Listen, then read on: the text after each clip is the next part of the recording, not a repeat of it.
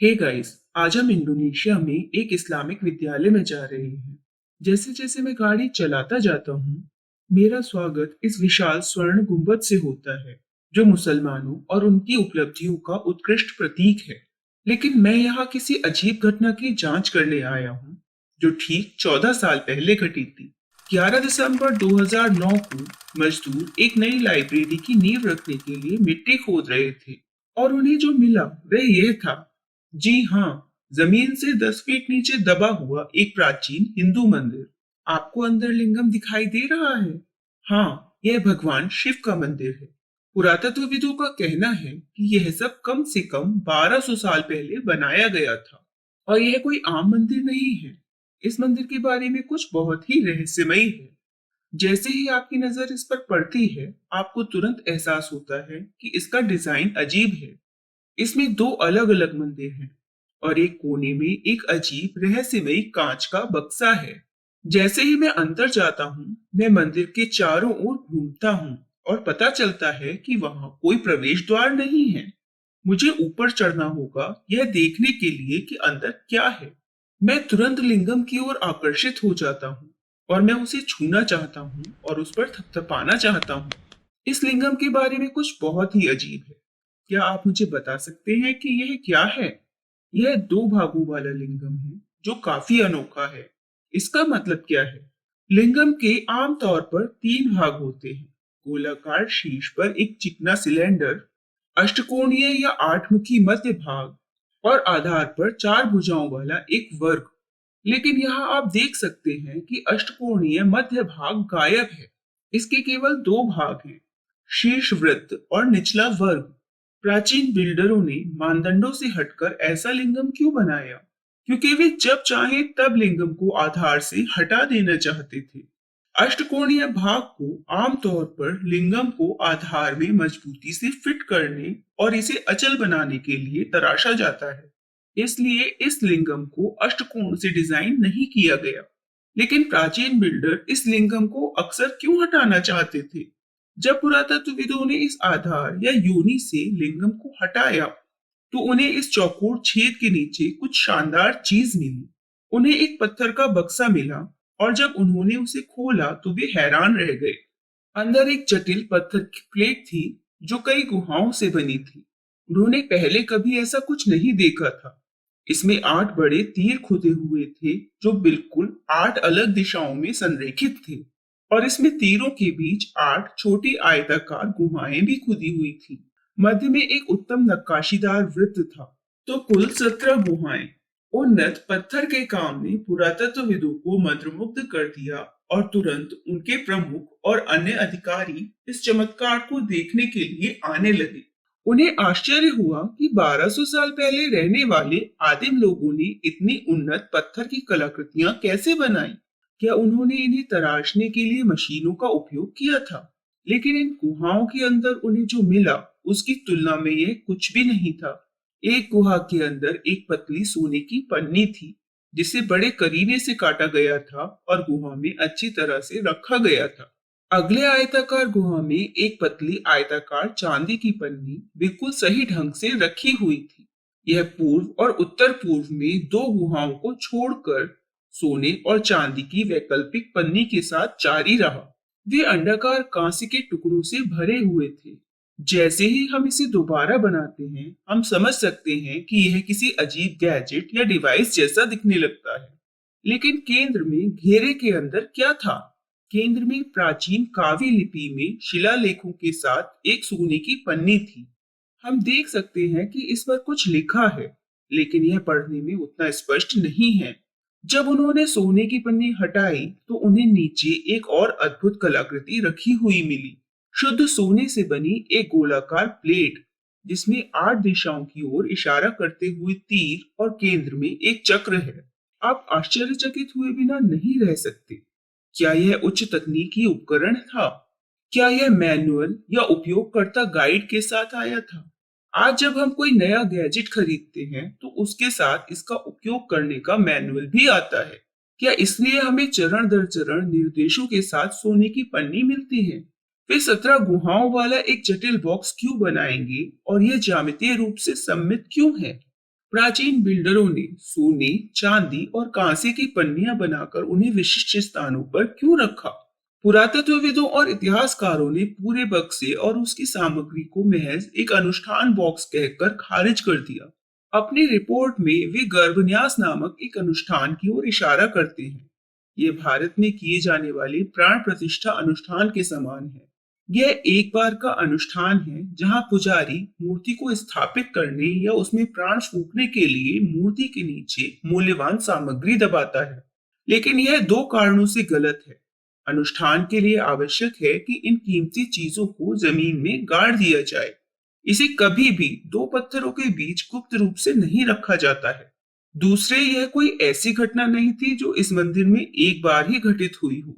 प्राचीन बिल्डरों ने स्पष्ट रूप से लिंगम को केवल दो भागों के साथ बनाया था, ताकि वे जब चाहें लिंगम को हटा सके। यही कारण है कि उन्होंने चतुराई से अष्टकोणीय भाग को हटा दिया, क्योंकि इसमें लिंगम अचल हो जाएगा। यह डिजाइन स्पष्ट रूप से साबित करता है कि उन्होंने बार बार लिंगम को हटाया और पत्थर के बक्से तक पहुंच बनाई। यदि वे इसे नियमित आधार पर एक्सेस करते हैं, तो इसका मतलब है कि उन्होंने एक विशिष्ट उद्देश्य के लिए इसका उपयोग किया है। तो उन्होंने इसका उपयोग कैसे किया? अब उन्हें सोने और चांदी के सिक्कों के साथ साथ चांदी के पतले टुकड़ों का एक गुच्छा भी मिला, और पुरातत्वविदों ने शुरू में इसके बारे में ज्यादा नहीं सोचा। लेकिन जब वे इसे एक प्रयोगशाला में ले गए तो उन्हें एहसास हुआ कि वे चांदी की एक ही शीट के टुकड़े थे जो फट गए थे। और जब उन्होंने उन्हें एक साथ जोड़ा तो वे चौंक गए। शीट में केंद्र में एक चक्र के साथ एक ग्रिड था, जिसके चारों ओर 8 पानी की बूंदों की आकृतियां खुदी हुई थी। क्या यह कोई अन्य डिवाइस ढूंढने का सुराग था? याद रखें, जब हम बच्चे थे तो हम सभी खजाने की खोज कैसे खेलते थे। हम कैसे पुरस्कार छुपाते थे। हम सुरागों का एक निशान छोड़ देते थे और खजाने के टुकड़ों को कई स्थानों पर छिपा देते थे, है ना? क्योंकि खोजकर्ता को कुछ खोजने में सक्षम होना चाहिए। क्योंकि कोई भी मूर्ख शारीरिक रूप से हर जगह खोज कर सकता है, लेकिन एक महत्वपूर्ण खजाना मूर्ख के हाथों में नहीं पड़ना चाहिए। तो आप यह कैसे सुनिश्चित करेंगे कि खोजकर्ता बुद्धिमान है? खजाने का एक टुकड़ा कुछ कीमती सामानों के साथ वहां सुराग का एक निशान छोड़ देंगे। यदि वह मूर्ख है तो वह कीमती वस्तुओं से संतुष्ट हो जाएगा और सुरागों को निरर्थक मानकर खारिज कर देगा। केवल अगर वह बुद्धिमान है तो वह समझेगा कि यह एक सुराग है और इसका उपयोग अगले स्तर के खजाने को खोजने के लिए किया जाएगा। अब यहाँ मेरी कॉन्स्पिरेसी थियरी है। क्या यह संभव है कि 9 नक्काशी वाली चांदी की ग्रिड इसकी तलाश के लिए एक सुराग थी? क्या यह संभव है कि इन सभी मूर्तियों के नीचे विभिन्न वस्तुएं दबी हुई हों? क्या हर एक के नीचे कोई उच्च तकनीक युक्ति दबी हुई है? क्या इन मूर्तियों और वेदियों को जगह जगह स्थापित करने के पीछे यही असली उद्देश्य था? इस लिंगम के आधार को देखिए। डिजाइन के बारे में कुछ अजीब है। इसमें कई खांचे, गहरे कट हैं। क्यों? क्या इन्हें इन खांचों में रस्सियां डालने और योनि को ऊपर उठाने के लिए डिजाइन किया गया था? और इन अजीब आयताकार गड्ढों पर ध्यान दें। ये गड्ढे चारों तरफ खुदे हुए हैं। क्यों? यह किसी भी लिंगम में नहीं पाया जाता है, यहाँ तक कि इंडोनेशियाई लिंगम में भी नहीं। क्या उन्हें किसी प्रकार की स्थिरता को मजबूती से बंद करने और आधार के नीचे मौजूद चीजों तक पहुंचने के लिए योनि को ऊपर उठाने के लिए बनाया गया था? निस्संदेह यह केवल शुद्ध अटकलें हैं। इसके समर्थन में कोई सबूत नहीं है। सिर्फ इसलिए कि उन्हें लिंगम के नीचे कुछ मिला, यह दावा करना एक हास्यास्पद सिद्धांत होगा कि आधार भी कुछ छिपा रहा था, है ना? गलत। पुरातत्वविदों ने आधार को उठाया और उन्हें नीचे यही मिला, एक बड़ा पत्थर का बक्सा जो कि एयरटाइट और सील बंद था। पुरातत्वविदों ने सावधानी पूर्वक सारी गंदगी हटाई और जब ढक्कन खोला तो उनकी आंखें खुली की खुली रह गईं। उन्हें अंदर क्या मिला? उन्हें एक पत्थर की प्लेट मिली जो चक्र के साथ चांदी की शीट और 8 पानी की बूंदों से बिल्कुल मेल खाती थी।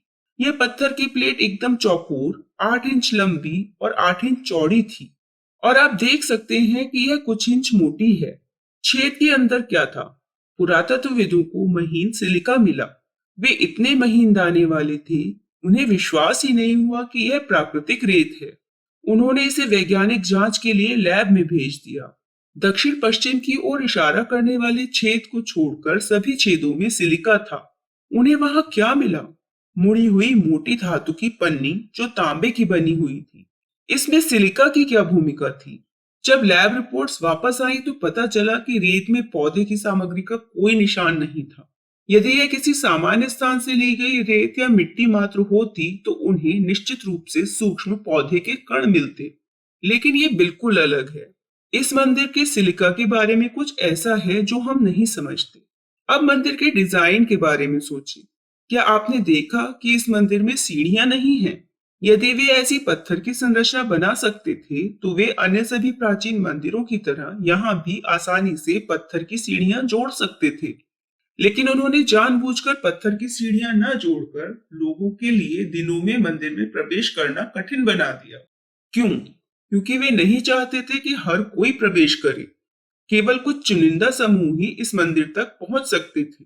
इससे पता चलता है कि वे यहाँ कुछ गुप्त या हाईटेक काम कर रहे थे, इसलिए आम लोगों का इसमें प्रवेश वर्जित था।